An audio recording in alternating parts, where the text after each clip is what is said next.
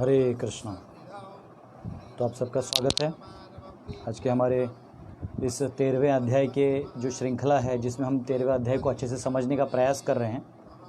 क्योंकि जो 13वां अध्याय है ये बहुत टेक्निकल है और कई बार इसका एक स्ट्रेट फॉरवर्ड अंडरस्टैंडिंग नहीं होने के कारण भक्त लोग इसे स्किप कर देते हैं। कई बार जो विद्वान गण होते हैं वो भी इसको स्किप कर देते हैं, क्योंकि कभी कभी ऑडियंस को समझाना भी मुश्किल होता है और कभी कभी उसको एक एक वर्ड को तोड़ के समझने में मुश्किल होता है। तो हम लोगों ने आचार्यों की टीका से, श्रील प्रभुपाद जी की तात्पर्यों से इसको समझने का प्रयास कर रहे हैं। तो थोड़ा सा रिवीजन करते हैं। 13वें अध्याय में पहले श्लोक में अर्जुन पूछ रहे हैं कि जो क्षेत्र क्या है, क्षेत्रज्ञ क्या है, और ये ज्ञान क्या है, ज्ञेय क्या है, पुरुष क्या है, प्रकृति क्या है, ये सारे विषयों की चर्चा इस 6 प्रश्नों में अर्जुन ने किया है कृष्ण के लिए। और कृष्ण ने जवाब में, जो पहले कुछ श्लोक आपने पढ़े हमारे साथ, तो कृष्ण ने जवाब में पहले क्षेत्र को बताया। क्षेत्र शरीर है और इस शरीर के क्षेत्र का पूरा विवरण दिया है कि इसका विकार कैसे होता है, इसमें बदलाव क्या होते हैं, ये कैसे इंटरेक्ट करते हैं, सारे एलिमेंट्स एक दूसरे से कैसे लेना देना रखते हैं। तो ये सारा जो है ये इन्होंने उसमें दिया हुआ है और हमने इसका पूरा चर्चा डायग्राम्स के साथ पहले वाले कुछ सेशंस में किया है, जो आप में से बहुत लोगों ने देखा भी है। जिन्होंने नहीं देखा है वो आप इसको देख सकते हैं। दास गदाधर दास नाम का जो यूट्यूब चैनल है उस पर मैंने सारे चीज़ों को लोड करके रख दिया है। आप लोग उसको सब्सक्राइब करके पढ़ सकते हैं और समझ सकते हैं। ठीक है, हरे कृष्णा। तो 1 मिनट सेकेंड वाले में थोड़ा सा हमें नेट का इशू आ रहा है। हाँ ठीक है, ओके। थोड़ा नेटवर्क का आवागमन जो है वो चल रहा है। Thank you. हरे कृष्णा। आप सबका स्वागत है। आप लोग समय पे आते हैं तो उत्साह बढ़ा रहता है। तो अभी हम सब 13वें अध्याय के 8 से 12 श्लोक का अध्ययन करेंगे, क्योंकि इन श्लोकों में ज्ञान क्या है इसके बारे में चर्चा किया गया है। तो ज्ञान क्या है?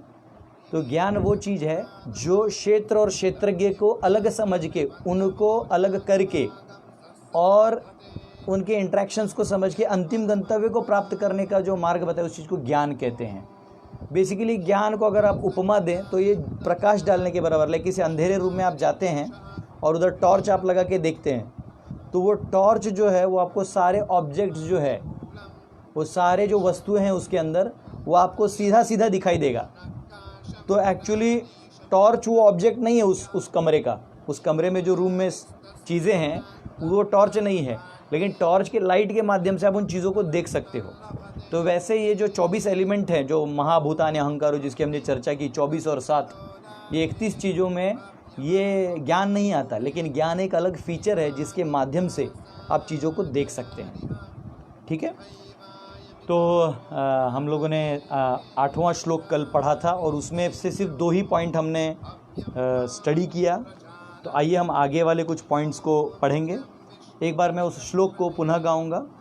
अमानित्वम अदम्भित्वम अहिंसा शांतिरार्जवम आचार्योपासनम शौचम स्थैर्यम आत्मा विनिग्रह। वो कह रहे हैं कि अगर कोई व्यक्ति अमानित्वम यानी नम्र भाव से, विनम्र भाव से, कल जिसकी हमने पूरी चर्चा की, अगर कोई विनम्र भाव से इस चीज़ को समझ जाए, विनम्र तो बन ही जाएगा अगर ये ज्ञान उसे हो गया कि हम इन सारे धातुओं के बीच में फंसे हुए हैं और हमारी इच्छा को ऊपर नीचे ये सब करने में लगे हुए हैं, तो स्वाभाविक रूप से आप विनम्र हो जाइएगा। तो वो कह रहे हैं कि और ये विनम्रता से अगर आप इस मार्ग में चलेंगे तो अन्य चीज़ें भी अच्छे से समझेंगी। क्योंकि अगर आपको किसी से विद्या लेनी है तो कभी कभी हमने देखा है कि कहीं आप कुछ लेक्चर देते हैं तो लोगों में कई बार एरोगेंस होता है। उनका एक मन में वो होता है कि तुम्हें क्या मालूम है, मुझे मालूम है, गूगल है, सब है, अब तो सब कुछ मालूम है, लेकिन फिर भी कुछ नहीं मालूम होता है। केमिस्ट्री का टेक्स्ट बुक, मैथमेटिक्स का टेक्स्ट बुक स्कूल में सबके पास होता है, टीचर भी वही होता है, ब्लैक बोर्ड भी वही होता है, लेकिन सबको उतना नहीं समझता, इसलिए वो फ़र्क है। तो इसलिए जब आप गुरु को अप्रोच करते हैं या टीचर को अप्रोच करते हैं तो विनम्र भाव होना चाहिए। हाँ, गुरु और शिष्य दोनों का विनम्र भाव होना चाहिए। अगर दोनों में एक को भी अहंकार हो गया तो नॉलेज ट्रांसफ़र होगा ही नहीं। हाँ, जैसे हम लोग इलेक्ट्रिक करंट देखते हैं ना, voltage, high voltage to low voltage है तो करंट फ्लो होता है। और वो गुरु, अगर शिष्य लो वोल्टेज लेवल पे रहेगा ही नहीं, वो गुरु के इक्वल वोल्टेज में जाने का प्रयास करेगा तो उसको करंट जाएगा नहीं पहली बात, और हाई वोल्टेज वाला ट्रांसफ़र कर पाएगा नहीं। और अगर हाई वोल्टेज वाला सोचेगा कि नहीं नहीं इसको तो मैं दूंगा ही नहीं, पूरा दे दूंगा, दोनों में से सोचेगा पूरा दे दूंगा तो जल जाएगा एपरेटस।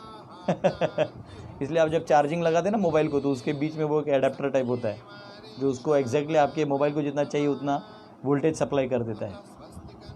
तो वैसे ही जो प्रामाणिक शिष्य है या विनम्र भाव से है, वो व्यक्ति आराम से ज्ञान को प्राप्त कर सकता है। इसलिए सारे उपनिषदों में अगर आप देखेंगे तो पहले में एक इन्वोकेशन मंत्र होता है, जैसे हमने उस दिन भी गाया तैतरीय उपनिषद के लिए, ओम सहनाववतु सहनौ भुनक्तु सह वीर्यं करवावहै तेजस्वीनावधीतमस्तु मा विद्विषावहै। वो कहते हैं कि हे प्रभु, मुझे और मेरे शिष्य को दोनों को विद्यमान करिए ज्ञान से, और हम दोनों में कोई द्वेष न हो, और संपन्नता से फले फूले, और आपको हम जो स्मरण कर पाएँ, ये हमें आप सामर्थ्य दीजिए। ओम शांति शांति शांति ही। ये वैदिक प्रथा है। इसलिए वैदिक प्रथा में अगर कोई ज्ञान लेता था तो आप देखिएगा एक महात्मा जी प्रवचन करते हैं और लाखों लोग शांति से सुन रहे थे, उसको बोलते पिन ड्रॉप साइलेंस। और क्योंकि आप स्कूल के क्लासरूम में अज्ञान बांटते हैं, तो स्कूल के क्लासरूम में अगर आप अज्ञान बांटिएगा तो स्वाभाविक रूप से पिन ड्रॉप साइलेंस चिल्लाते रहिएगा, लेकिन पिन ड्रॉप साइलेंस होगा नहीं, और आपके खुद के चिल्लाने से पिन ड्रॉप चला जाएगा। तो ये मॉडर्न एजुकेशन अज्ञान है, इसका ये प्रमाण है, ठीक है। और आप वैदिक ज्ञान में देखिए, कितना भी कोई भी महात्मा हो और शिष्य कितना भी विद्वान हो, लेकिन अगर वो नीचे बैठ जाए तो वो केवल लेने के मूड में होता है, जो उसमें से लेने योग्य है वो ले लेता है। तो ये अमानित्व हमने देखा। चैतन्य महाप्रभु भी इसकी पुष्टि करते हैं। चैतन्य महाप्रभु कहते हैं तृणादपि सुनीचेन तरोरपि सहिष्णुना अमानीन मानदेन कीर्तनीय सदा हरि। वो कहते हैं, चैतन्य महाप्रभु कहते थे कि व्यक्ति को तृण के समान नम्र होना चाहिए, और तृण के समान नम्र होके और उसको पेड़ की तरह सहिष्णु होना चाहिए। देखो पेड़ फल देता है, छांव देता है, उसका लकड़ी लोग काट के अपने चूल्हे में डालते हैं, फिर भी वो कुछ नहीं बोलता, फिर भी वो बढ़ के पुनः देने के लिए ही बढ़ता है। जैसे दधीची ऋषि थे ना, उन्होंने देवताओं के लिए अपनी हड्डियाँ दे दी। अब देवता कितने बदमाश है, देखो एक साधु का हड्डी लेके चले गए, और साधु जो है उसको शरीर से वैसे कोई लगाव होता नहीं, वो भी सोचता है कि किसी धर्म के कार्य में लग जाए तो ये सौभाग्य होगा। इस विषय में मयूर ध्वज नाम के राजा का बहुत बड़ा कथा है, लेकिन वो इसमें हम अभी इंसर्ट नहीं करेंगे, नहीं तो कथा चला जाएगा तो हमारे 2 विषय तो कल हो गए थे, आज कुछ नया विषय नहीं बन पाएगा। तो चैतन्य महाप्रभु कहते तरोरपि सहिष्णुना अमानीन मानदेन कीर्तनीय सदा हरि, कि आप सब और लोगों को मान दीजिए, जो विनम्र भाव था, जो पहला विषय है अमानित्वम, दूसरों को आप सम्मान दीजिए। आप उसमें कुछ अच्छा देखिए, है सब में अच्छा है, आप देख नहीं पा रहे, ये आपका और मेरा प्रॉब्लम है। प्रभुपाद जी के जो गुरु महाराज थे भक्तिवेदांत सरस्वती ठाकुर, वो कहते थे कि अगर आप किसी में अच्छा गुण नहीं देख पा रहे हैं, इसका मतलब आपका eyes are filled with faults, आपके जो अपने दर्शन है वो पूरा दोषों से भरा हुआ है, इसलिए आपको सिर्फ दोष दिखाई देता है। हाँ, संस्कृत में कहते हैं यथा दृष्टि तथा सृष्टि, इंग्लिश में कहते हैं you see the world as your reflection of your own consciousness. आप इस संसार को आपकी चेतना के प्रतिबिंब रूप से देखते हैं। अगर आपके साथ कोई अच्छा व्यवहार नहीं किया होगा पहले, तो आपका मूड गर्म होता है, तो आपके साथ कोई अच्छा व्यवहार करने भी है तो उससे आप गुस्सा हो जाते हैं, है ना। या आपसे बहुत अच्छा व्यवहार किया हो तो आप सबसे अपेक्षा करते हैं कि सब मुझसे अच्छा व्यवहार करें। तो ये दोनों भी जो है ये क्या बोलते हैं उसको, रिलेटिव टर्म्स हैं। चैतन्य महाप्रभु कहते तरोरपि सहिष्णुना अमानीन मानदेन कीर्तनीय सदा हरि। अगर ऐसे आप करेंगे तब भगवान का नाम कीर्तन आप 24 घंटा कर सकते हैं, निरंतर कर सकते हैं, बिना किसी खंड के कर सकते हैं, और पूरे भाव के साथ कर सकते हैं। कई बार भक्तों ने मुझे सवाल पूछा है बहुत बार कि प्रभु जी ये जो नाम हम लोग लेते हैं, तो नाम को कैसे हम लोग रुचि बढ़ा पाएँ। तो रुचि बढ़ाने के लिए ये 3 मुद्दे हैं। ये जो विनम्र भाव होना, तरोरपि सहिष्णुना यानी सहिष्णु बने रहना, और सबको मान देना। आप एक प्रैक्टिकल करिए, अभी जो जितने लोग ऑनलाइन हैं अभी आप मेरे साथ एक प्रैक्टिकल कर सकते हैं। आप 2 मिनट के लिए आंख बंद करिए, और आंख बंद करके आप जिन को आपने मन में अपराध किया है, जिनके बारे में आपने बुरा सोचा है, उनके बारे में आप उनके अच्छाइयों को लाइए बाहर। बुराइयों का उल्टा होता है अच्छाइयाँ। आप उनके बारे में अच्छा सोचिए। 2 मिनट के लिए आप ऐसा मनन करिए जो सबसे बारे जिसके बारे में बहुत बुरा सोचते हैं, आपकी सासू माँ, आपके बच्चे, आपके पति, आपकी पत्नी, आपका बॉस, ये जितने कैरेक्टर्स हैं इसमें से जो भी कैरेक्टर आपका दिमाग को टिक टिक टिक टिक टिक टिक बजाता है उसके बारे में कुछ अच्छा भी सोचिए तो आपको अच्छा पॉइंट भी मिलेगा। तो अब आप आँख खोल सकते हैं, ठीक है। तो मुझे तो नहीं दिख रहा लेकिन आप खोल दीजिए, नहीं तो पता चला कि आँख बंद करके रख दिया है ना। तो ये जोक मैंने बताया था। एक बार एक बूढ़ी माताजी थी, वो टीवी देखते देखते उनका ध्यान तो हो गया। तो जब पुलिस वगैरह आए कि क्या हुआ, बुढ़िया माताजी तो ठीक ठाक थी तो कैसे चली गई, तो उनका बेटा बोला अरे मम्मी तो जो था टीवी देख रही थी, तो टीवी में जो महात्मा जी आए थे वो सारे आसन सिखा रहे थे, तो उन्होंने बोला अब सांस अंदर लीजिए, तो मेरी मम्मी ने भी सांस अंदर लिया। अब उतने में लाइट चला गया, अब मम्मी ने सांस छोड़ा ही नहीं। अब वो अटक के चली गई। तो ऐसा नहीं होना चाहिए। एक ऐसी जोक।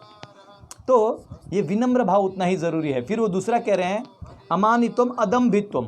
हमने आपको कहा कि दंभ नहीं होना चाहिए। दंभ यानी ढोंग। आप एक दो मुखौटा लेके चल रहे हो, आप हो कुछ दिखा रहे हो कुछ। हाँ, कल ही मेरे को श्याम प्रभु ने एक बहुत अच्छा श्लोक बताया, लेकिन वो मेरा भी मोबाइल में जो इधर सामने है, तो मैं श्याम प्रभु को रिक्वेस्ट करूंगा कि वो वर्स मुझे ढूंढ के दें जो कल उन्होंने बताया था। वो वर्स इतना सुंदर है, वो किसी सुभाषित रत्नानी से आता है। उसमें ढोंगी व्यक्ति की व्याख्या दी है कि आपको अगर ढोंगी व्यक्ति पहचानना है कि नकली व्यक्ति कौन है, तो ऐसे लोगों से आपको जीवन में बहुत पाला पड़ा होगा। और वो श्लोक सुन के मुझे बहुत अच्छा लगा। ये देखिए, ये श्लोक है। वो कह रहे हैं मुखम पद्मालाकारम वाणी चंदन शीतला हृदयम क्रोध संयुक्तम त्रिविधम धूर्त लक्षणम। कि धूर्त लोग जो होते हैं, ये दंभी लोग, इनके 3 लक्षण होते हैं। इनको कैसे पहचानना है? मुखम पद्मालाकारम, यानी मुख उनका बड़ा एकदम स्माइल देगा, ऐसा ब्लूमिंग स्माइल। तो इसलिए हर कोई स्माइल करे, इसमें भरोसा मत करिए। वाणी चंदनशीलता, कि वाणी में इतनी मधुरता होगी, इतनी मधुरता होगी, आपको लगे ओह मेरे बारे में बात कर रहे हैं, कितना सुंदर। और हृदय क्रोध संयुक्तम, लेकिन अंदर में क्रोध, ज्वालामुखी, द्वेष की भावना, बदले की भावना होगी। और वो कह रहे हैं त्रिविधम धूर्त लक्षणम, ये तीनों जो लक्षण है वो एक धूर्त के हैं। ठीक है, तो हमको ये धूर्तता से बचना है। अगर हम मुस्कुरा भी रहे हैं तो आंतरिक रूप से, कठोपनिषद में कहा गया है कि असली धर्म को वो जान सकता है जो सत्य को जानता है। सत्य को वो जान सकता है जिसका मन, वाचा और कार्य, ये तीनों एक लाइन में हो। यानी जो वो सोचता है वही वो बोलता है, वही वो करता है। इसलिए कई बार हम लोग जो एक दूसरे से संबंध बनाते हैं कई लोगों से इस दुनिया में, तो हम देखते हैं कि जितना भी हम इंटरेक्शन करते हैं तो कहीं ना कहीं हम डरते हैं बहुत लोगों से। क्यों डरते हैं? वो बोलते हैं कुछ और करते हैं कुछ। ठीक है, और जैसे पॉलिटिशियंस होते हैं, प्रभुपाद जी बोलते हैं, वो भाषण मार देंगे, हम आपको ये करके दे देंगे, वो वादा, ये स्कूल, वो पानी, ये आपको खेती में सारा पैसा देंगे, फार्मर्स को वो करवाएंगे, लेकिन वो होता कुछ नहीं। एक बार इलेक्शन जीत गए, फिर आपको उनके ऑफिस में जाने के लिए 6-6 महीना लगेगा, और जब इलेक्शन आएगा तो आपके दरवाजे तक घुस जाएंगे। पता नहीं इनको तभी 6-6 महीना बिठाना चाहिए। तो इसको कहते हैं दंभ। तो किसी भी व्यक्ति को अगर ज्ञान के मार्ग पे, अध्यात्म के मार्ग पे चलना है तो दंभ को हटा देना चाहिए, मूलतः हटा देना चाहिए, बिल्कुल नहीं डरना चाहिए।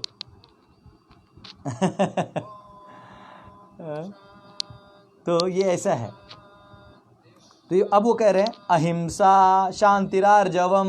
अब और कौन सा गुण है? ज्ञान का क्या चीज़ है? अहिंसा। तो अहिंसा की व्याख्या में प्रभुपाद जी लिखते हैं, बहुत अच्छी व्याख्या है। ये व्याख्या आपको कोई भी स्कॉलर नहीं देगा, जो प्रभुपाद जी ने डेप्थ में दिया है, आचार्यों ने दिया है। मतलब मैंने जब ये अहिंसा का डेफिनेशन पढ़ा, अच्छा आप में से कितने लोगों ने होमवर्क किया जिनको मैंने बोला था पढ़ के आने के लिए? इसलिए सब गायब हो गए लगता है। वो करिए, थम्स अप करिए, अगर पता चलेगा कितने लोगों ने पढ़ा परपोट। मुझे भी तो पता चले कितने। रवि घोड़ा जी पूछ रहे, प्रभु जी ये श्लोक भक्त समाज में लागू नहीं होगा ना? तो देखिए कैसा होता है, मैंने कल भी आपको समझाया। जो भक्त होता है वो कीचड़ में गिरा हुआ व्यक्ति जैसा है। वो आता है और शॉवर के नीचे खड़ा है, तो वो एक्चुअली उसका सौभाग्य क्या है कि उसमें अगर वो दुर्गुण है भी तो वो धीरे धीरे हरिनाम के माध्यम से उसका जो चित्त है वो शुद्ध होते जाएगा। तो धीरे धीरे वो, जैसे आम है तो छोटा सा वो फूल होता है, फिर कैरी बनता है, फिर थोड़ा कच्चा आम बनता है, और फिर वो एक्चुअली पूरा पक जाता है। तो वैसे ही पेड़ को लगे रहेगा तब तक, गिर जाएगा तो सड़ जाएगा। तो वैसे ही व्यक्ति जब तक भक्ति मार्ग में लगा हुआ है तो भगवान उसको हरिनाम के माध्यम से, भक्तों के संग में वो शुद्ध हो जाएगा। अब देखिएगा, जो हीरा होता है ना, हीरा वो बहुत कड़ा होता है, उसको आप पत्थर से नहीं घिस सकते, सैंड पेपर से नहीं घिस सकते। हीरे को हीरा ही चमकाता है। तो सभी हीरों को क्या करते हो, एक साथ डाल देते हैं पत्थरों को, और उसको एक बहुत बड़े ग्राइंडर में छोड़ देते हो, गर्र गर्र, एक हीरा दूसरे हीरे को घिसता है, दूसरा हीरा दूसरे को घिसता है, गर्र गर्र गर्र करके सब चमकने लगते हैं। बाद में ऐसे ही होता है। अभी जैसे हम लोग डिवोटी थे फुल टाइम, तो 2008 में जब ज्वाइन किया था हम लोग 36 डिवोटीज ज्वाइन किए थे। उसमें से कोई एमटेक था, कोई बीटेक था, कोई वेल्डिंग वाला था, कोई नॉर्मल सर्वेंट था, लेकिन सब ने ज्वाइन किया था। अब कोई मीठा बोलता है, कोई कड़ा बोलता है, कोई बोल्ड है, कोई सॉफ्ट हार्टेड है, किसी को मैनेजमेंट आता है, किसी को मैनेजमेंट नहीं आता, किसी को मैनेजर क्यों डिसीजन ले रहा है वो समझता था, किसी को नहीं समझता था। सब कैटेगरी थे। लेकिन हम लोग 36 लोग एक साथ लाइन में चटाई डाल के सोते थे, एक साथ प्रसाद खाते थे, एक दूसरे को हेल्प करते थे सेवा में। इतना करते थे तो उससे क्या होता था, एक दूसरे को हम नेचर्स जानते थे। कई बार क्लैशेस होते थे, लेकिन धीरे धीरे धीरे वो दोस्ती में बदल गया। जो पहले क्लैश था वो बाद में दोस्ती में बदल गया। मेरे एक फ्रेंड है, सीनियर थे, तो उनको ऐसा लगता था कि मैं बहुत रफ एंड टफ हूँ ना, क्योंकि मैंने फर्स्ट ईयर में एक को ठोका था, तो उनको लगा ये बहुत रफ एंड टफ है, तो वो मेरे से एक इंप्रेशन लेके घूमते थे। लेकिन जब मैं डिवोटी बन गया तो मैंने भी सेवा चालू कर दिया था, तो वो चीज़ों को मैंने डाउन टू अर्थ रख दिया था। तो बस 4 साल जब पार हुए तो उनको वो कॉन्सेप्शन चला गया एंड वो इतने खुश थे। वो आज हमारे बहुत बड़े बेस्ट फ्रेंड्स हैं, one of the best friends. तो नेचर्स जो है वो इनिशियली क्लैश होते हैं, तो इसीलिए डिवोटी कोई है तो उसको एक आप इस केस में डाल सकते हैं कि वो आज नहीं कल सुधरेगा। लेकिन अगर कोई कर्मी है जो भगवान को नहीं मानता है या हरिनाम का दवाई नहीं ले रहा है, तो वो ज़रूर वो वही टेंडेंसी लेके आपके साथ काम करेगा। तो अहिंसा का ये बहुत अच्छा ट्रांसलेशन प्रभुपाद ने दिया है। अहिंसा का सामान्य अर्थ वध न करना या शरीर को नष्ट न करना लिया जाता है। यही नॉर्मल अंडरस्टैंडिंग क्या है कि अहिंसा मतलब कि आप किसी की हिंसा मत करो, किसी को मत मारो। अब मैं आपको अपने क्षेत्र चैप्टर से उसको समझाने का प्रयास करूंगा। आप में से जिन्होंने क्षेत्र चैप्टर नहीं समझा, इसके पहले कुछ सेशंस नहीं देखे, तो या तो प्रोफाइल पे देख सकते हैं, यूट्यूब पे देख सकते हैं। जिन्होंने देखा है तो आप लोग सुनिए। मैंने आपको बताया था ना कि किसी का शारीरिक क्षेत्र है, मानसिक क्षेत्र है, बौद्धिक क्षेत्र है, और आगे जो है कर्म का क्षेत्र है, यानी उसको फल अनुरूप मिला हुआ जो अटैचमेंट्स हैं या जो वस्तुएं हैं ये उसकी है। इनमें से किसी भी चीज को अपने शारीरिक क्षेत्र से, उसके शारीरिक क्षेत्र से कुछ छीन लेना, ये हो गया पाप या हिंसा। ये भी हिंसा हो गया। उसको शरीर अगर भगवान ने दिया है, उसको आप जाके मारिएगा तो उसका अकाल मृत्यु होगा और उसका हत्या का पाप तो आपको लगेगा। लेकिन उसको जो आपने ये किया है, क्या पाप लगेगा, तो उसका जो समय था जितना भगवान ने उसके लिए निर्धारित किया था वो आपने बीच में जाके खंडित किया है, तो उसका जो अपराध है वो आपको लगेगा। ये बहुत परफेक्ट साइंस है। हम लोग इंग्लिश में सिर्फ बोल देते हैं ना, Newton's third law, every action has equal and opposite reaction. तो हर एक्शन का इक्वल ऑपोजिट रिएक्शन है। तो नेचर का ये लॉ पहले से है, और न्यूटन के एप्पल गिरने से पहले भी था।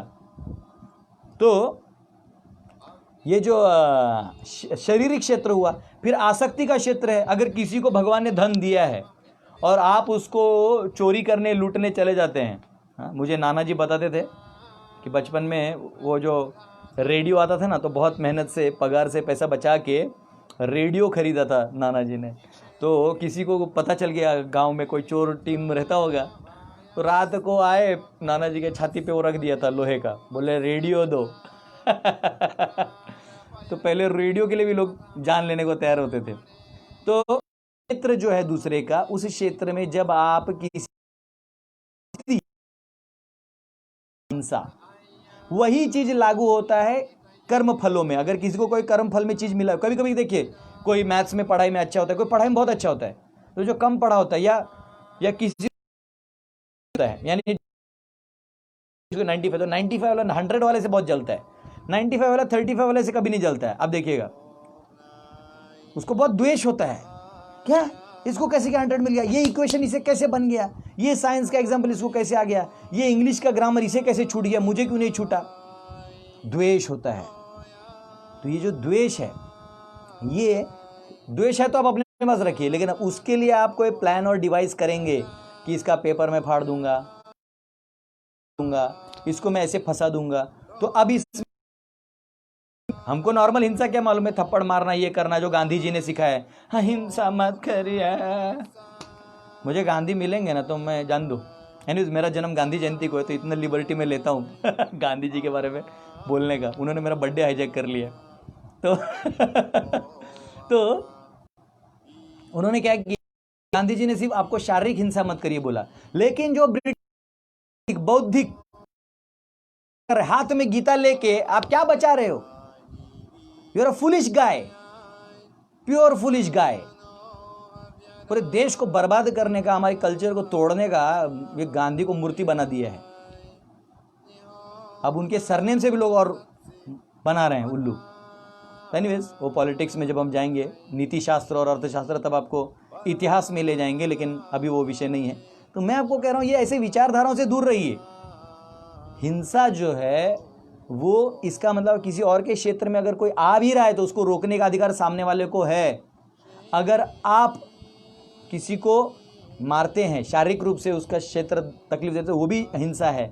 उसके किसी फल को कार्मिक फल यानी उसके घर बंगला कुछ भी आप ले लेते हैं, वो भी हिंसा है।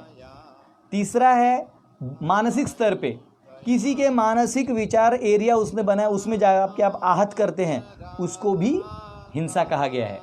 यानी किसी को पीस पसंद है, वो ज़्यादा बात नहीं करता, वो शांत रहता है, अपना खाता है, किसी को तकलीफ नहीं देता है। अब जबरदस्ती जाके एक शत्रु के रूप में, एक प्यार के रूप में, पति पत्नी में भी ये बात होता है, जानबूझ के पति कभी शांत होता है, कभी पत्नी शांत होती है। जैसे कृष्ण ने रुक्मिणी को मजाक करते थे, अरे तुम्हारे लिए तो शिशुपाली अच्छा था, तो ऐसे मजाक करना एक अलग चीज़ है, लेकिन सीरियसली किसी को प्लान करके टॉर्चर करना, दबाना, हाँ, तो ये सब जो है ये हिंसा कहलाता है। तो आप ये मत सोचिए हाँ मेरे पास बहुत ताकत है और मैं कर सकता हूँ, आपके पास होगा, लेकिन आपसे छीन के आपको वही अनुभव करवाया लगाया जाएगा जो आपने दूसरों को दिया है।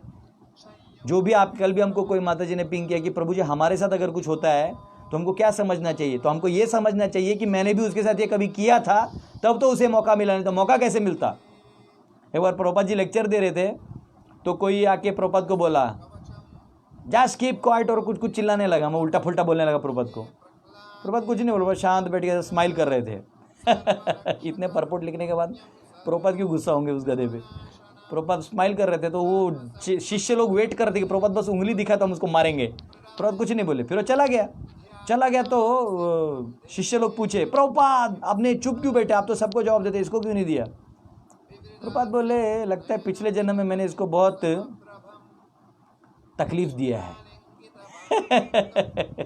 इसलिए इसको मौका मिला है मुझे आके ऐसा बोलने का। तो ये एक भाव होना चाहिए। तो यहाँ पे हिंसा वो है। तो और बौद्धिक हिंसा, आप किसी के विचारों को तोड़ के अपने विचारों को फोर्सफुली अगर डालते तो उसको हिंसा कहते हैं।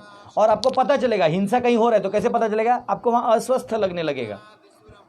जैसे विचारों में लेन देन हो सकता है कि जैसे आपको लग रहा है कि आम खाना अच्छा नहीं है अभी बारिश के बाद, तो आप जाके बोल सकते हैं कि देखिए उसमें कीड़ा होता है और ये टाइम में मुझे लगता है ऐसा हमारा मत है। अब बोलिए भगवान स्वयं इतना ज्ञान देने के बाद बोलते हैं मेरा मत है, तो आप क्यों फोर्स कर रहे हैं। तो आप अपना मत रखिए, लेकिन उसको आप बोलेगा नहीं तू नरक जाएगा, तू ये नहीं करेगा, तो ये जो टेररिस्ट स्टाइल जो नॉलेज देने का काम है ये मूर्खता है। ज़बरदस्ती, ये पढ़ो, सवाल मत करो, सिर्फ मैं जो बोल रहा हूँ वही करो, तो ये गलत है। ठीक है, तो इसको कहते हैं हिंसा। तो अब लेकिन अहिंसा का वास्तविक अर्थ है अन्यों को विपत्ति में न डालना। अहिंसा का मतलब है दूसरों को विपत्ति में नहीं डालना। देहात्म बुद्धि के कारण सामान्य लोग अज्ञान द्वारा ग्रस्त रहते हैं और निरंतर भौतिक कष्ट भोगते रहते हैं। अतएव जब तक कोई लोगों को आध्यात्मिक ज्ञान की ओर ऊपर नहीं उठाता, अब देखिए अब तक मैंने आपको कार्मिक मतलब फल स्वरूप का हिंसा बताया, शारीरिक बताया, मानसिक बताया, बौद्धिक बताया, अहंकार का भी है। अहंकार के स्तर पे भी आप अपराध करते हैं, हिंसा करते हैं। अगर किसी व्यक्ति का कोई मान है, जैसे गांव का मुखिया है या घर का बड़ा है या उसका जैसे कोई भाई बहन है तो भाई बड़ा है उसका सम्मान है, या बहन बड़ी है उसका सम्मान है, तो वो उस आदमी के सामने आप अपमान नहीं कर सकते। शिवाजी महाराज ने उनका क्या मतलब, शिवाजी महाराज असल अब छाती गदगद हो जाता है शिवाजी महाराज का। आएंगे हम लोग शिवाजी महाराज का पूरा चरित्र, उनके ऊपर अब 10 से 12 सेशन करेंगे, रोंगटे खड़े हो जाएंगे। बोलो छत्रपति शिवाजी महाराज की जय। तो शिवाजी महाराज कितने न्याय प्रधान थे, सुनिए। ये आज न्याय कोई दे देगा ना तो उसको सम्मान मिलेगा, कोई न्याय नहीं देना चाहता है। शिवाजी महाराज ने, एक आदमी ने, ये स्टोरी मैंने पहले ही बताया था लेकिन आप में से कई लोग नए भी हैं, जो एक आदमी ने दूसरे आदमी से पैसा लिया था, मतलब इसने इसको पैसा दिया, लोन दिया, उधारी दिया। तो उधारी देने के बाद इस व्यक्ति ने इसको लौटाने में देरी हो रहा था, नहीं हो रहा था, थोड़ा समस्या आ रहा था। तो इसने दिखाने के लिए कि मैंने उधारी दिया है, वो इधर इसके घर में गया और ज़बरदस्ती उसके बीवी के सामने उसकी इज्जत निकाली, उसके पति की इज्जत उसके पत्नी के सामने निकाली और फिर वो चला गया। तो पत्नी ने केवल रोक के अपने भाई को बताया कि देखो लेना देना चलता है लेकिन ये मेरे जो पति के प्रति आस्था है ये कम करके जा रहा है। तो वो तो किसी सिपाही गट में था, तो खबर शिवाजी महाराज तक गई। शिवाजी महाराज ने बुलाया और उस आदमी को जिसने पैसा दिया था उसके दोनों हाथ काट दिए। बोले तुमने पैसा दिया तो तुम ब्याज लेते हो और तुमने उसके बदले में इसका घर भी लिख के लिया है, तो तुम वहीं बैठ के, तुम्हारा समय हो जाए तो तुम उसको दंड उचित दे सकते हो और उसको वो भोगना पड़ेगा। लेकिन इसका मतलब ये नहीं है कि तुम जाके उसके पत्नी के सामने तुम उसके साथ ये व्यवहार करो, और इसके लिए मैंने तुम्हें ये दंड दिया है कि आज के बाद मेरे पूरे राज्य में, तो ये सोचिए ईगो लेवल पे भी आपको हिंसा नहीं करना चाहिए। राजा हो तो ऐसा विजन तो होना चाहिए। आजकल का राजा है बाटली खोला पी लिया राजा हो गया, ऐसा नहीं रहता है। हाँ 4-10 गाड़ी ले ली, ये सब राजा नहीं होता। राजा होता है जिसका दर्शन राजर्षि होना चाहिए, उसके पास ब्राह्मण का ज्ञान होना चाहिए, क्षत्रिय का बल होना चाहिए, करेज होना चाहिए, हर स्त्री के प्रति माता का दर्शन होना चाहिए, हर जीव के प्रति भगवान का अंश स्वरूप का दर्शन होना चाहिए, तब वो असली राजा कहलाएगा। ये लॉकडाउन में नहीं बाल बढ़ा लिया और बोल रहे मोदी जी सर्वदलीय बैठक क्यों कर रहे हैं। अरे भैया 3rd क्लास लोग हैं ये लोग। एनीवेज हमारे गुरुकुल से बहुत अच्छे अच्छे शासक निकलेंगे, ठीक है। आप लोग प्रार्थना करिए, यही मैं दे के जाना चाहता हूँ। बाकी तो मेरे पास कुछ है नहीं, ना देने के लिए ना लेने के लिए, है ना। आप मुझे कुछ दे पाएंगे ना मैं उससे ज़्यादा आपसे ले पाऊँगा, है ना। तो हिंसा जो है, तो यहाँ कहते हैं प्रभुपाद इससे एक बड़ी लेवल की हिंसा है। मैंने आपको कर्म लेवल पे बताया, शरीर लेवल पे बताया, मन, बुद्धि और अहंकार, ये 5 लेवल की हिंसा बताए। 6ठा लेवल सुनिए, ये उससे भी बड़ा है। अगर आप किसी जीव की आध्यात्मिक प्रगति को रोकते हैं तो उसे भी हिंसा कहा गया है। यानी अगर आप किसी नॉनवेज, मतलब जो नॉनवेज खाते हैं, ये कैसे हिंसा करते हैं मैं आपको बताता हूँ। प्राणियों को जो ही आप मार देते हैं तो उसको अगला योनि नहीं मिलता, उसी योनि में पुनः जन्म लेना पड़ता है। तो उसको जो अगला योनि मिलने वाला था नॉर्मल डेथ के बाद, उसको अपने उसी योनि में लटका दिया तो उसका पाप आपको लगेगा, उसको हिंसा कहते हैं। तो उसका एक साइकिल था, 84 लाख योनियों का साइकिल है, ऊपर जाएगा, लेकिन आपने वो तोड़ दिया है, उसका अपराध आपको लगेगा। सेम थिंग, सेम विषय, वही विषय। अगर आप आध्यात्मिक जीवन में कोई भक्ति मार्ग में जा रहा है, कोई बात नहीं, अगर भक्ति में भी नहीं जा रहा है, कर्मकांड ही कर रहा है, नास्तिक था लेकिन अब कर्मकांड कर रहे थे, उसका सम्मान करिए।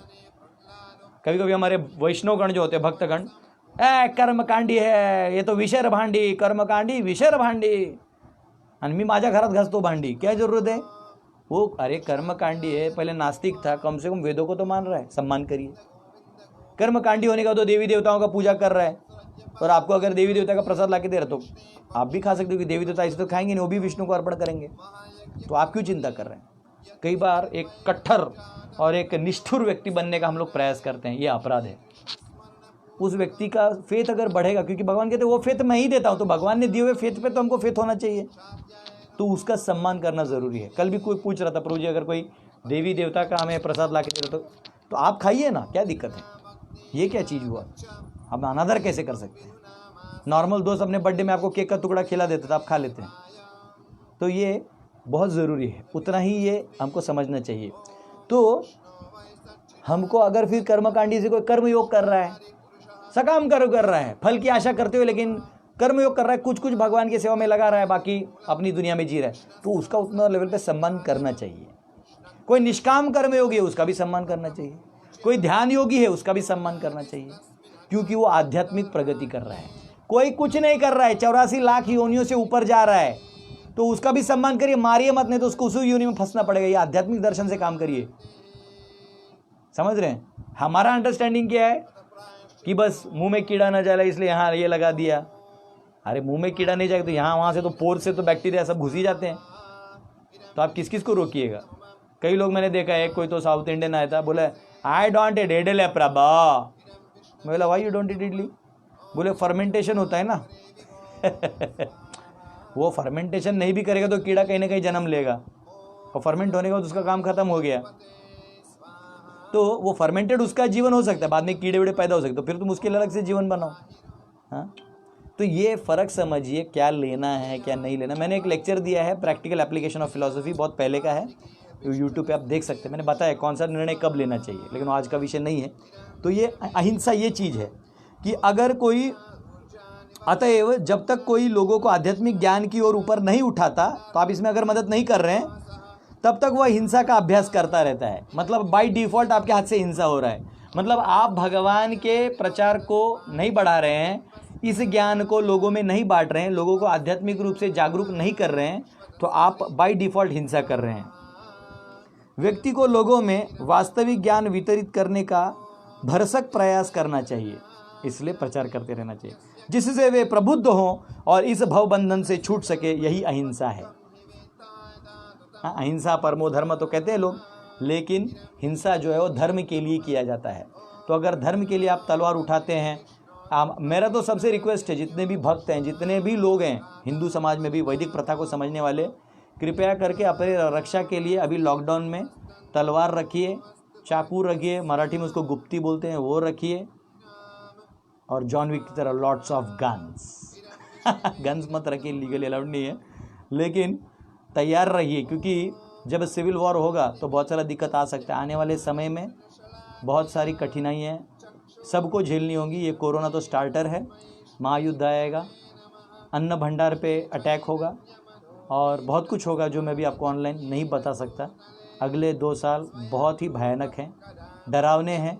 कई बार तो मुझे डर लगता है, और उसमें मुझे भी कभी कभी नींद नहीं आता है सोच के कि क्या होगा, मतलब लोगों का बेचारों का क्या हाल होगा। लेकिन फिर बाद में ये भी सोचता हूँ कि वैसे भी जी के ये लोग क्या कर लेते, भगवान का भजन तो करते नहीं है, शाश्वत व्यक्ति का प्रेम तो ये लोग करते नहीं है, फिर तो वही करते, तो फिर ठीक है, भगवान की जो इच्छा है होने दो, जो होगा देखा जाएगा। हर कोई अपना कुंडली लिखवा के आता ही है, प्रारब्ध। मेरा आपसे रिक्वेस्ट है, अगर आप में से कोई सिटी में रह रहा है तो आप ज़रूर विलेज की तरफ जाइए, अपने खेत के बेसिस पे जीवन लगाइए।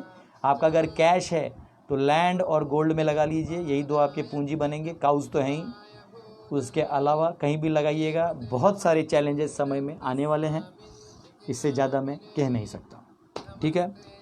फिर उसके बाद एक वर्ड आता है शांतिरार्जवम। शांति ही मतलब हम सोचते हैं शांति मतलब ठंडा, ठंडा हो जाओ, शांत हो जाओ, शांत, ठीक है, डीप में। शांति ही यानी सहिष्णुता। शांत हो जाओ मतलब सहो। भगवान दूसरे अध्याय में भी कहते हैं, मात्रा स्पर्शास्तु कौन्तेय शीतोष्ण सुख दुखदा अगाम मात्रा स्पर्शास्तु कौन्तेय शीतोष्ण सुख दुखदा आगमापायनो नित्यस्ताम तितिक्षस्व भारत। वो कहते हैं कि आप जो अर्जुन है तितिक्षवा, आप जो है अभी सारे चीज़ों को टॉलरेट करने को सीखो, क्योंकि ये जो 24 एलिमेंट्स जो मैंने आपको बताए, ये इसके इंटरैक्शन से आपको वो आपको ऐसे अनुभव देंगे कि आप उसी में फंसते रहिएगा। जैसे किसी ने गुलाब जामुन खाने का उसको पसंद है बचपन से, तो बाद में जाके वो गुलाब जामुन के पीछे ही भागते रहता है। हाँ, कोई किसी को वड़ा पाव बहुत पसंद है, तो वड़ा पाव का सुगंध लेते ही उसको खाने का इच्छा होते रहता है। तो ये सब जो है जितना शरीर को मेंटेन करने के लिए ज़रूरी है उतना आप करिए, उसमें कोई दिक्कत नहीं है। पायल कदम माता जी कह रहे हैं, प्रभु जी आम्ही गुरुकुल मध्य येऊ। मेरे गुरुकुल में 500 एकड़ ज़मीन है।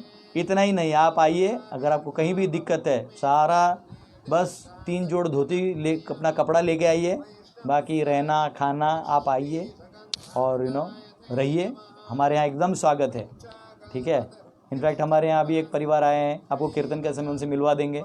इतने अच्छे परिवार है, दोनों पढ़े लिखे हैं, इंजीनियर हैं, हाँ, और इतना अच्छा होते हुए भी ये लोग यहाँ टीचर के रूप में आए, और इतना होने के बाद भी बहुत सिंप्लिसिटी में रह रहे हैं। हम लोग चूल्हे में लकड़ी पे खाना बनाते हैं, जबकि गैस पे बनाते हैं सिटी में, पर यहाँ पे रह के सिंपल रह रहे हैं। सिंपल रहिए। अच्छा, मेरे यहाँ ना भी पहुँच पाए तो रिक्वेस्ट है, नदी के पास जाइएगा, जहाँ नदी हो, कुआँ हो, वहाँ जाइएगा, और जहाँ शासक आपसे प्रेम करे वहाँ रहिएगा, उसको अपना भाई बना लीजिएगा, बहुत अच्छा काम होगा। और मराठी बोलते हैं, वाह वाह तुझ्याशिवाय कोण है आपला, है ना। प्यार से गले लगा लीजिएगा। आज भी दुनिया में वो अच्छाई है, लोग रखेंगे। दुर्भाग्यवश हमारे जो राजा हैं, इनको डेमोक्रेसी ने मरवा दिया, आधों को लूला पंगा कर दिया, आधों को बेवड़ा बना दिया, और हमारे राजा लोगों को निशस्त्र कर दिया और उन्हीं को जेल में डाल दिया। उन्हीं के ऊपर आरोप लगा कि डेमोक्रेसी ने बर्बाद कर दिया हमारे देश को। अब मोदी जी क्या कर रहे हैं, नहीं कर रहे, डिफेंस में कर रहे हैं, अटैक में कर रहे हैं, वो अपना जाने। लेकिन मैं इतना आप सबसे रिक्वेस्ट कर सकता हूँ कि बहुत जल्दी मैं राजशाही लाऊंगा। हर जगह हमारे राजा होंगे जो आपके न्याय के लिए फ्री में काम करेंगे। विद्या फ्री में होगी, पढ़ाई लिखाई सारे फ्री में होंगे, और न्याय फ्री में मिलेगा। और उसके लिए जो हमारा जो व्यक्ति है वो वचन लेगा सूर्य को साक्षी रखते हुए, और उसका प्राण केवल उसी कार्य के लिए होगा। ये क्षत्रिय होता था, वचन लेता था तो मरते दम तक निभाता था। हाँ, ये नहीं कि प्रभु जी मैं कैसे लड़ूंगा, मेरे बीवी बच्चों का क्या होगा, ऐसे डरपोक प्रजाति मेरे पास प्लीज़ ना आए, ठीक है। हरे कृष्णा। मैं इससे ज़्यादा नहीं बताऊंगा। वो पांडव सेना मॉड्यूल है, उसका ब्लूप्रिंट ऑलरेडी रेडी है। I am coming. तो यहाँ पे इसको शांति ही कहते हैं। शांति का मतलब है आप सहन करिए। सहन करने का मतलब क्या है, वापस मैं आपको पाइवोटल पॉइंट पे लाता हूँ। सहन का एक टुकड़ा इधर मत जाइए, इधर मत जाइए। सहने का मतलब ये नहीं कि कोई आपको टॉर्चर कर रहा है, बहुत मार रहा है, आपका मर्डर ही करने वाला, आप बोलते हैं मारो भैया हम तो एकदम नहीं। वो गांधी यहाँ लेके गया था, इसलिए दिक्कत हुआ। और एक एक्सट्रीम होता है कि आप मतलब हर छोटे छोटे चीज़ पे लड़ रहे हैं, तो दो एक्सट्रीम्स हैं। तो बीच वाला पार्ट क्या मैं आपको बताता हूँ कि जब आपको आपका क्षेत्र आहत हो रहा है, आपके स्वच्छंदता पे, स्वतंत्रता पे जो ईश्वर ने दिया है उस पे आहत हो रहा है, तो आप सामने वाले के रूप से प्रतिकार कर सकते हैं। अगर उसने बोल के किया है तो आप बोल के करिए। उसने हाथ उठाया है, आप भी हाथ उठा सकते हैं, आपको कोई पाप नहीं लगेगा। अगर उसने बौद्धिक विचारों से किया तो आप अपने विचारों को बोल के उसको ठोकिए। हाँ, तो मैथिली जी कह रहे हैं कि आप कृपया करके हमें भी सेवा दीजिए। हम लोग ज़रूर अभी श्रीवर्धन या मुरुड में बहुत बड़ा गुरुकुल खोलेंगे, साथ देंगे। सभी माताओं को भी शस्त्र अस्त्र का हम प्रशिक्षण देंगे। हमारे माताओं को सारे वेदांत सूत्र, उपनिषद, सारे गीता के श्लोक, दांड पट्टा, तलवार, हॉर्स राइडिंग, ये सब सिखाएंगे। ये हमारा धर्म ये है एक्चुअली। ये हिंदुओं को हिजड़ा बना के रख दिया है, ठीक है। अब मैं इससे ज़्यादा बोलना नहीं चाहता हूँ, मेरा मूड फिर मैं अलग ग्रुप में आ जाऊँगा। तो मेरे को थोड़ा भी हम्बल मूड में रहने दीजिए। तो ये जो शांति है, ये जो आप अगर किसी को आपको आहत पहुंचा रहा है तो उसके रूप में आप उसको रिप्लाई कर सकते हैं। प्रभु जी वृंदावन में कीजिएगा। ऑलरेडी वृंदावन में हमको 35 एकड़ एक डिवोटी दान में दे रहे हैं, तो बहुत जल्दी हम वृंदावन में भी आएंगे। और वृंदावन में तो ये सब का शस्त्र का वैसे ज़रूरत नहीं, लेकिन ब्रज की मधुरता ही सबको। कंस जो है वो ब्रज में कभी नहीं गया। आप जानते हैं क्यों? आप में से कितने लोग जानते हैं कि कंस ब्रज में क्यों नहीं गया? चलिए होमवर्क है, आप में से जो बताएगा उसको 101 रुपये इनाम भेज दूंगा मैं ऑनलाइन गूगल पे से। कंस वृंदावन में क्यों नहीं गया? और हर बार किसी को भेजता था कृष्ण को मारने के लिए, लेकिन खुद कभी नहीं गया। इसका जवाब दीजिए तो आपको समझ में आएगा कि वृंदावन का महात्म्य समझ में आएगा आपको। कल बताइए, नहीं तो मैं बता दूंगा, ठीक है। तो शांति का अर्थ है मनुष्य अन्यों द्वारा किए गए अपमान तथा तिरस्कार को सहे। कई बार लोग हमें अच्छा बोलते हैं, बुरा बोलते हैं, अपमान करते हैं। कुछ ऐसा बोल देंगे जो आपने बचपन में कोई गलती किया हो, या आपने ऐसे कोई काम किया हो जो आपको खुद अभी शर्मिंदा फील हो रहा है, और आपको याद दिला रहे हैं बार बार, ए नागड्या तू माझ्यासमोर नागडा होता, तू लहान होता, ए शेमड्या, वैसे कुछ बोल देते हैं ना। आपको लगता है कि अरे रूपक मोहंती कर रहे हैं कि ओडिशा में खोले। ओडिशा में हम लोग ढेंकानाल में ज़मीन देखा था, पर समा वो फाइनलाइज नहीं हुआ। आपको ओडिशा में कहीं मिलता है तो बोलिएगा, हम लोग ओडिशा में भी खोलेंगे, ठीक है। तो ये जो अपमान है, तो लोग आपके देहात्म बुद्धि, देहात्म शरीर का जो भी इतिहास है उसको लाके आपको अपमानित करना चाहते हैं, काला गोरा ऐसे बोल बोल के। लेकिन उससे हमें वो नहीं करना चाहिए। ठीक है, पन्नालाल जायसवाल ने उत्तर दे दिया, कहते उसको गोपी बना दिया था। एक्चुअली कंस को कंस गोपी बना दिया था गोपियों ने, तो वो तब से भाग गया। उसके बाद बोलता है नहीं रहूँगा। तो एनीवेज बात सही है, इन्होंने जवाब दे दिया, मेरा 101 रुपये बच गया। और पन्नालाल जी आपने लेक्चर के पहले जवाब दे दिया तो आपको 101 नहीं मिलेगा जीपे में। तो जो आध्यात्मिक ज्ञान की उन्नति करने में लगा रहता है उसे अन्यों के तिरस्कार तथा अपमान सहने पड़ते हैं। तो प्रायः यह देखा गया है कि अगर कोई प्रचार करता है और जितना प्रचार करते तो लोग आपकी निंदा करते हैं, आगे आगे आगे देखो, ये हरे कृष्णा आ गया, ये देखो देखो अभी चालू होगा, ये बोलेगा हरे कृष्णा जपो, हाँ अभी आप 4 नियम का पालन करो। जब मैं ओरेकल में था, तो एक्चुअली मेरा ओरेकल का पहला दिन था, ओरेकल का कॉर्पोरेशन में, तो मैं इम्प्लीमेंटेशन टीम में था जो इम्प्लीमेंट करते हैं प्रोजेक्ट को। तो मैं आया था एक क्लाइंट से, सीधा ओरेकल में गया, प्रोजेक्ट मैनेजर को मिला, तो उसको बोला मेरे क्या प्रोजेक्ट है। तो पहले मेरी तरफ देखा, बोलते इस्कॉन। मैंने बोला कैसे पहचाना, बोलते ये तेरे कंटी माला से। तो फिर बोले no meat eating, no intoxication, no illicit sex, no gambling. बोला हाँ।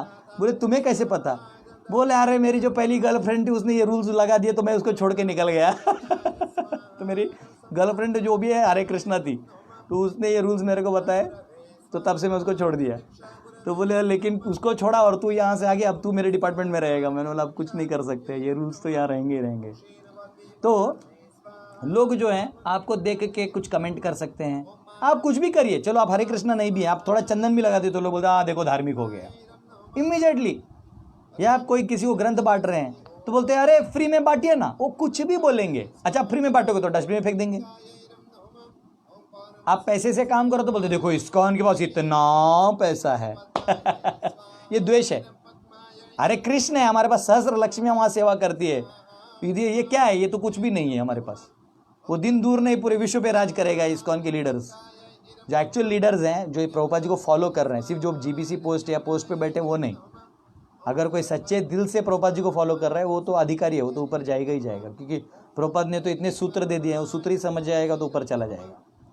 हाँ, झूठो मूठों का पोस्ट बन जाएगा जोनल सेक्रेटरी और जीबीसी, उसे कुछ नहीं होगा।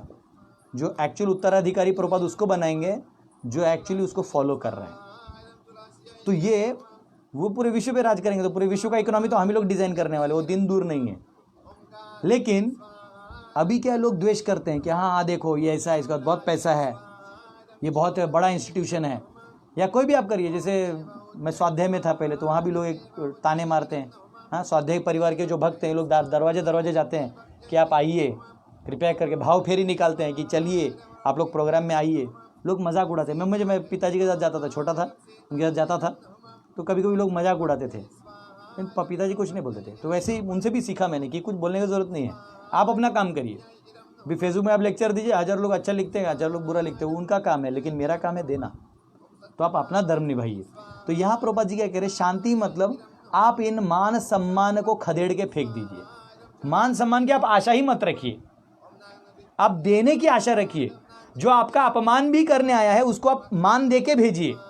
सोचिए जीसस क्राइस्ट का कितना बड़ा स्थान योगदान है। जीसस क्राइस्ट को क्रॉस पे डाला, दोनों इधर खिला, पाँव में खिला, और यहाँ सर पे किले का मुकुट पहना दिया। और उसको जो मार रहे हैं वो द्वेष कर रहे थे, ज्यूज लोग उनका द्वेष कर रहे थे कि तो हमें पढ़ाने आया है कल का बच्चा, और उसको किला से ठोक दिया। तो जो ठोकने वाले थे वो भी रो रहे थे कि अरे भैया ऐसे तो ये संत है, लेकिन लोग अब लीगली फंस गया तो मार दो। अब उसको मार रहे थे, तो वो वहाँ साइड में भी 2 लोग थे। तो साइड में 2 लोग थे, तो एक ने बोला कि अरे तू तो जादू करके मरे हुए को जिंदा कर देता है, तू तो जादू करके अंधे को दिखाना चालू कर देता है, तो अब तू अपने आप को क्यों नहीं बचा पाता। तो जीसस कुछ नहीं बोले। और साइड वाला जो था ना, इधर राइट साइड वाला, वो बोला कि जीसस जब तुम फादर को मिलोगे ना तो बोलना मैं भी साइड में था करके। तो बोला क्योंकि तू मेरे भाव को समझा है, इसलिए तू इस अभी मृत्यु के बाद इमीडिएटली तू मेरे फादर को आई टू आई देखेगा, सीधा देखेगा। ये मेरा ब्लेसिंग है तुझे। तो हमें फेथ होना चाहिए। और यहाँ जीसस ने क्या कहा, प्रे किया है। उन्होंने कहा ना, इलियाट्रा ने वो अपने ईश्वर को उस वर्ड से बुलाते हैं। उन्होंने कहा कि forgive them, they know not what they do. उन्हें ये पता ही नहीं है कि वो क्या कर रहे हैं। जो मार रहे हैं मुझे, उन्हें पता ही नहीं वो क्या कर रहे हैं, तो मैं उनको क्या बोलूं? बोला तो तब जाएगा जब कोई कुछ कर रहा है। और हाइट तो ये है कि जिस जीसस ने इतने कंपैशन से, दया से सब किया, उसके नाम पे आप गाय काट के खा रहे हो, सुअर खा रहे हो, वो मर्डर कर रहे हो, उन्हों के आप तलवारें लेके पूरी सीरिया में 4 लाख बच्चों को मार रहे हो, हाँ? दारू पिला रहे हो लोगों को जीसस के नाम पे। मुझे लगता है जीसस उतरेगा तो पहले तुम लोग को मार। अवंती ब्राह्मण को जब वो सन्यास ले लिए तो लोग बोलने लगे, देखो देखो खाने के लिए नहीं है, तो सन्यास ले लिया, मुंह पे थूक दिया। कर लेते थे, आप गुस्सा भी नहीं करते थे, बोलते थे ठीक है, वैसे भी क्या कर सकते हैं, तो निकल जाते। तो अपने भजन में रहते थे, किसी को कुछ नहीं बोलते थे। तुकाराम महाराज महाराष्ट्र के बहुत बड़े संत हैं। तुकाराम महाराज लेके जाते थे, वो जब खेत में कहीं बैठ के कीर्तन करते थे तो उधर खेत का आदमी उनको 5-10 गन्ना तोड़ के दे देता था बच्चों के लिए। तो उनके एक बेटा बेटी था, वो दोनों बेटा बेटी के लिए वो 5-6 लेके जाते थे। अब बीच में जो गांव के बच्चे होते थे ना, वो उनको मालूम है तुकाराम महाराज किसी को भला बुरा नहीं बोलते, किसी को उल्टा नहीं बोलते, तो उनका जो गन्ना है सब छीन लेके चले जाते थे। जब तक वो घर पहुंचते थे तो एक ही डंडा बचता था। तो पत्नी परेशान हो जाती थी कि मेरा पति इतना नम्र स्वभाव का, मैं क्या करूं? तो गुस्से से वो जो तुकाराम महाराज एक डंडा देते थे वो जो गन्ने का, उसको वो पटक देती थी। बोले क्या फायदा है इसका, एक ही तो लाए हो, बच्चे 2 हैं। अब पटकने से वो 2 हो जाते थे। तुकाराम महाराज बोलते देखो अब 2 हो गए। नम्र स्वभाव के थे। उनके घर से इतना, कभी कभी गाड़ी का साइलेंसर नहीं रहता, गाड़ी के साथ ही चलता है, वो आवाज़ भी करते रहता है, फट जाता है कभी कभी साइलेंसर, भर्र भर्र। तो ये पत्नी वैसे है, शादी के बाद तो साइलेंसर फटा हुआ साइलेंसर जैसे वो आवाज़ करते रहेगा, वो आपको वो गाड़ी लेके ही चलना है एक जीवन में। ठीक है, तो ये साइंस है। तो तुकाराम महाराज इतने नम्र स्वभाव के थे, शांतिरार्जवम। उनका कितनों ने अपमान किया, कितनों ने द्वेष किया, उन्होंने किसी का भी अपराध नहीं किया, उन्होंने किसी को भी उल्टा नहीं बोला। तो एक वैष्णव को ये भाव रखना चाहिए, क्योंकि इस संसार में आप अपने कितने भी गुणगान कर लीजिएगा, उसका कोई फ़ायदा नहीं होने वाला है, क्योंकि सामने वाला जो आपको समझ रहा है वो वही समझने वाला है। अगर कोई आपके बारे में कुछ सोच रहा है तो उसको समझा के फ़ायदा क्या, वो उसमें भी आर्ग्यूमेंट करेगा। और कोई आपको ऑलरेडी समझ चुका है तो उसको बता के क्या फ़ायदा, हो तो आपको एनीवे समझ रहा है। जैसे आपके माँ बेटे का रिलेशन में ज़्यादा रहता है, बेटा कुछ भी करें तो माँ को एग्जैक्टली मालूम होता है ऐसा क्यों किया है। जनरली पिताजी को भी थोड़ा बहुत समझता है, बाकी रिलेटिव्स को कम समझता है, और बाहर वालों को तो बिल्कुल नहीं समझता है। तो कई बार कोई फेसबुक पे कुछ लिख दे या कमेंट कर दे, कोई फ़ोटो डाल दे, तो लोग अपने अपने एंगल से बोलते रहते हैं। लेकिन जो उसको अच्छे से जानता है वो जानता है कि इसने क्यों किया है। तो आपको जस्टिफिकेशन वैसे देने का ज़रूरत है नहीं।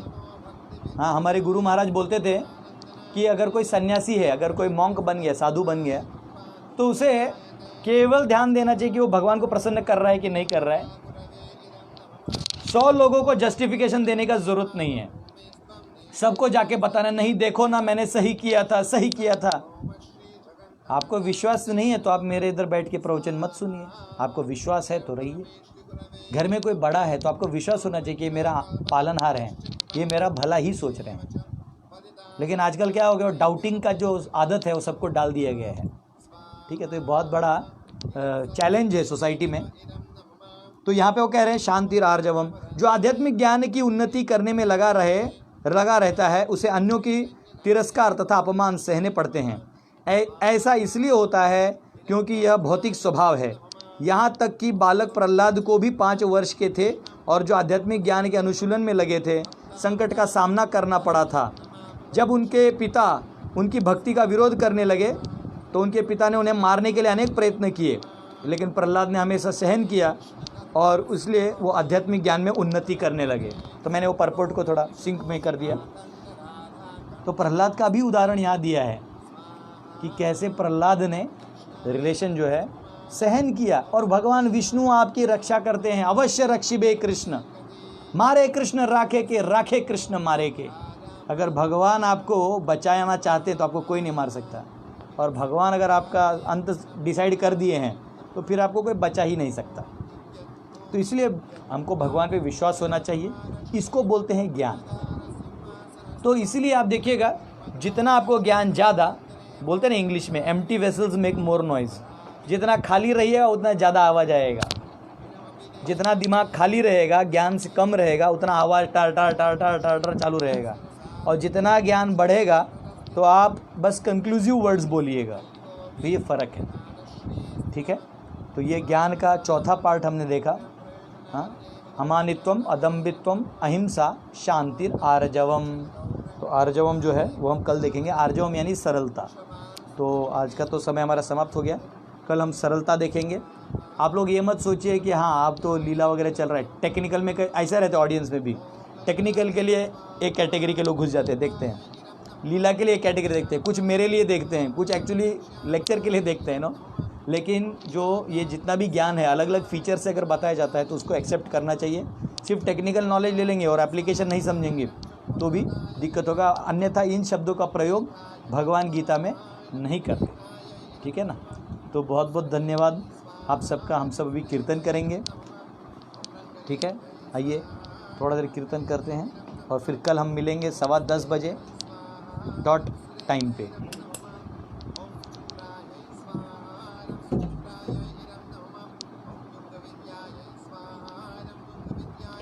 हरे कृष्णा कृष्णा कृष्णा हरे हरे, हरे राम राम राम हरे हरे, हरे कृष्णा कृष्णा कृष्णा हरे हरे, हरे राम राम राम हरे हरे, हरे कृष्णा कृष्णा कृष्णा हरे हरे, हरे राम राम राम हरे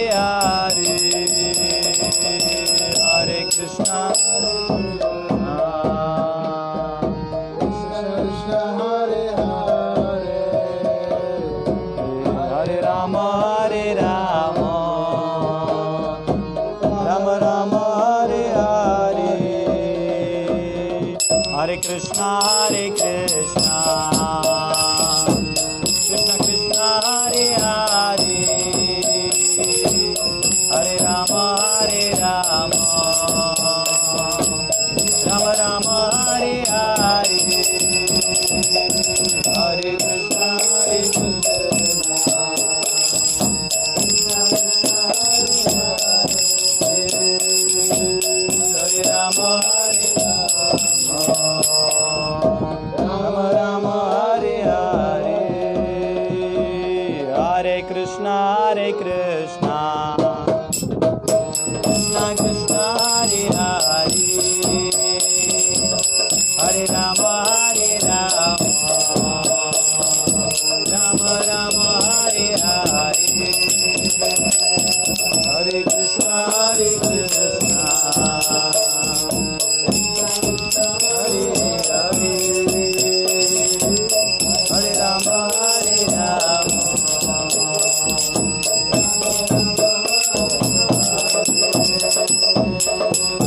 कृष्णा कृष्णा कृष्णा हरे हरे, हरे राम राम राम हरे हरे, हरे कृष्णा कृष्णा कृष्णा हरे हरे, हरे राम हरे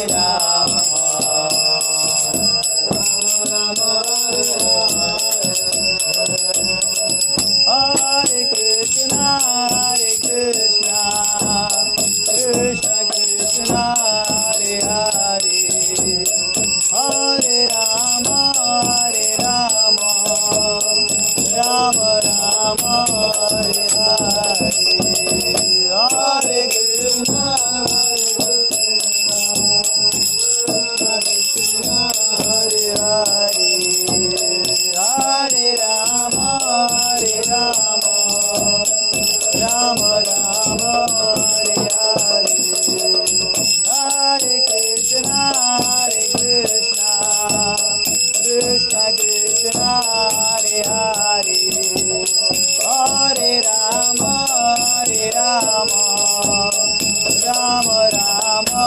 Hare Krishna, Hare Krishna, Krishna Krishna, Hare Hare, Hare Rama, Rama Rama, Hare Hare, Hare Krishna, Krishna Krishna, Hare Hare, Hare Rama,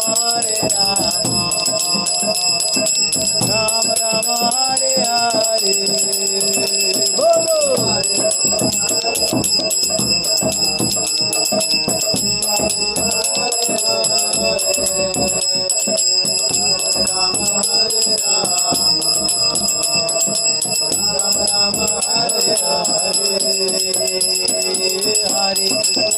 Krishna Krishna, Hare Hare, Hare Rama, Rama Rama, Hare Hare, Bolo Krishna Krishna, Hare Hare, Hare Rama, Rama Rama, Hare Hare, Hare Krishna, Krishna Krishna, Hare Hare, Hare Rama, Rama Rama, Hare Hare, Bolo Hare Krishna, Hare Hare, Hare Rama,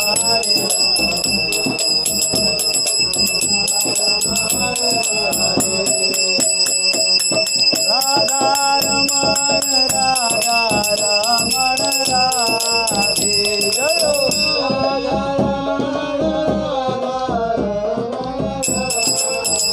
Jayo Gauranitai, Gauranitai, Gauranitai, Jaya Gauranitai, Jaya Gauranitai,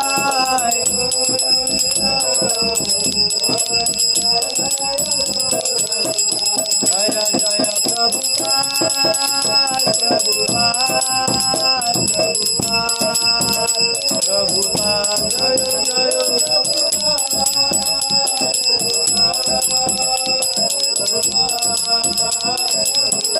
Nitai Gaur Hari Bol, Hari Bol, Hari Bol, Hari Bol, Nitai Gaur Hari Bol, Hari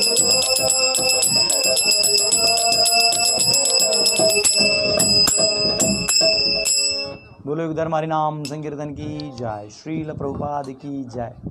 तो आप सबका बहुत बहुत धन्यवाद। कल हम सब मिलेंगे 10:15 बजे और अन्य कुछ स्टोरीज़ में बताऊंगा, कुछ लीलाएं और बताऊंगा आपको भक्तों का, वो कैसे उन्होंने अपने जीवन में ये सब प्रदर्शित किया। ये उतना ही महत्वपूर्ण है जितना फिलॉसफी, उतनी ही महत्वपूर्ण लीलाएं होती हैं। ये बैकबोन और फ्लैश की तरह है, तो इस दोनों को हमको लेते रहना चाहिए। बहुत बहुत धन्यवाद। हरे कृष्ण। श्रील प्रभुपाद की जय।